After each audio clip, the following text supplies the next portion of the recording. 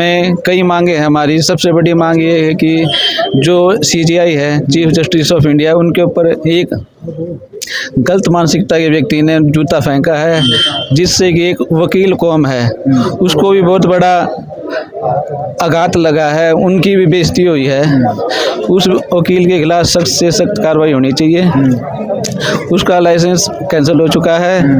और जो एडीजीपी साहब है जिन्होंने सुसाइड किया है, उनकी मजबूरी क्या थी, क्या रही है आगे भी, और आने वाली ये सरकार है ये क्या कार्रवाई कर रही है, हमारी उससे स्पेशल मांग ये है।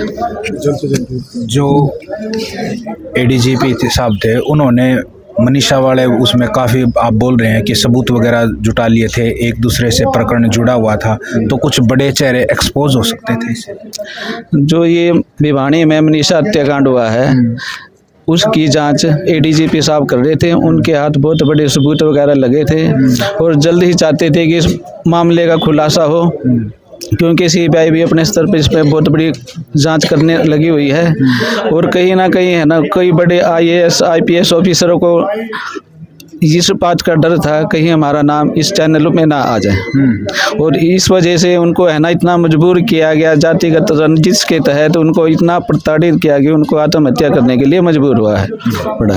और इतने बड़े परिवार को जब आईएएस आईपीएस भी देश प्रदेश में सुरक्षित नहीं है तो आम आदमी के साथ क्या कैसे उसका जीवन व्यतीत होता होगा। इसके बहुत बड़ा मूवमेंट को हम चलाना चाहते हैं ताकि लोग जागरूक हो सके। ने जो आत्महत्या करने पर इन लोगों ने मजबूर किया है उसके ऊपर, और एक हमारा जो सीजीआई बीआर गवई है उसके ऊपर एक गलत मानसिकता के व्यक्ति ने जूता फेंका।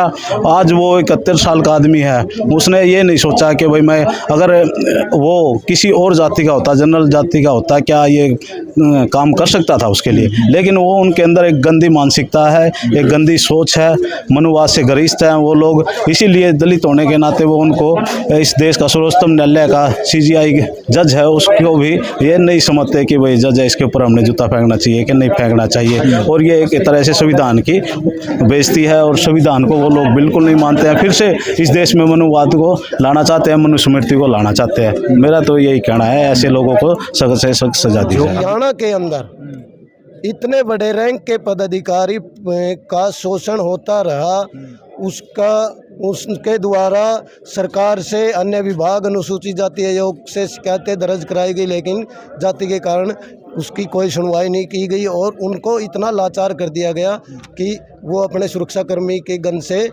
आत्महत्या करने पर मजबूर कर दिया।